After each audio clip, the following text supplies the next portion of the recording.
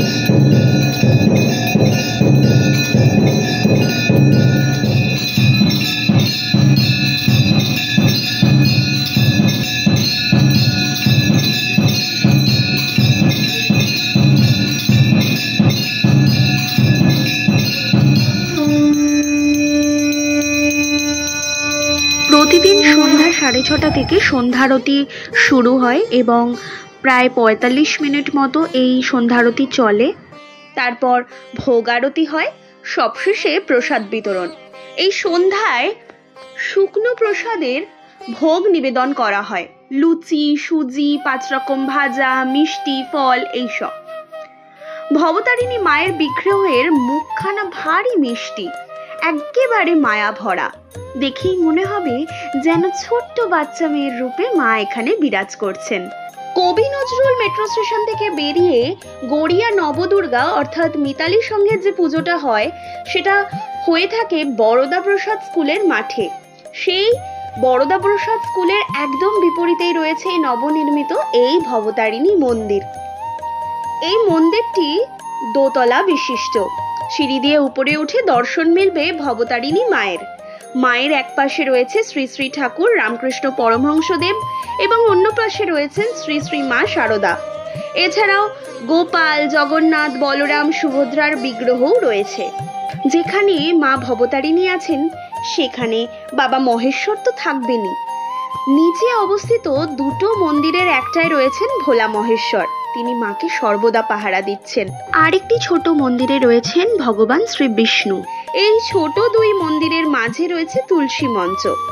মূল মন্দিরে মোমবাতি, ধূপকাঠি জ্বালানো নিষেধ। সুরক্ষার প্রয়োজনে নিচে মোমবাতি, ধূপকাঠি জ্বালানোর পৃথক স্থান আছে। রথযাত্রায় এই মন্দিরে বার্ষিক উৎসব পালিত হয়। ভক্তদের জন্য ভোগ গ্রহণের সুব্যবস্থাও করা হয়। গত বছর অর্থাৎ 2023 সাল থেকে এই মন্দির চত্বরে রথোৎসব পালিত হচ্ছে। এছাড়াও কালী পুজো, বিপত্তারিণী পুজো, কল্পতরু উৎসব ইত্যাদি বিশেষ দিনগুলিতে ভবতারিণী মায়ের উদ্দেশ্যে বিশেষ পুজো, হোমযজ্ঞ পালন করা হয়। এখানে পানীয় জলের সুব্যবস্থা রয়েছে। এছাড়াও চেয়ারের ব্যবস্থা রয়েছে। বয়স্ক মানুষ অথবা যাদের পায়ের সমস্যা তারা এই চেয়ারে বসেই মায়ের পুজো দেখতে পারবেন।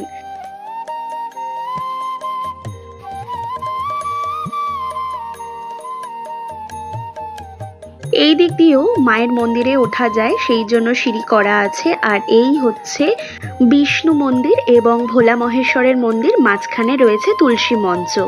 বেশ অনেকটা জায়গা জুড়েই এই মন্দির তৈরি হয়েছে।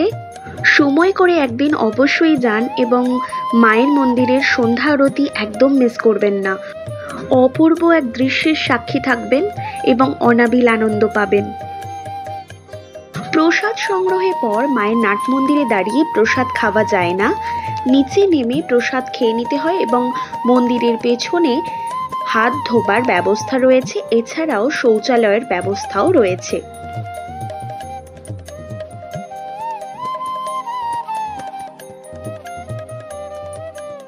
আশা করি ভিডিওটা তোমাদের খুব ভালো লেগেছে। ফিরে আসবো নতুন একটা ভিডিও নিয়ে খুব তাড়াতাড়ি। বাই।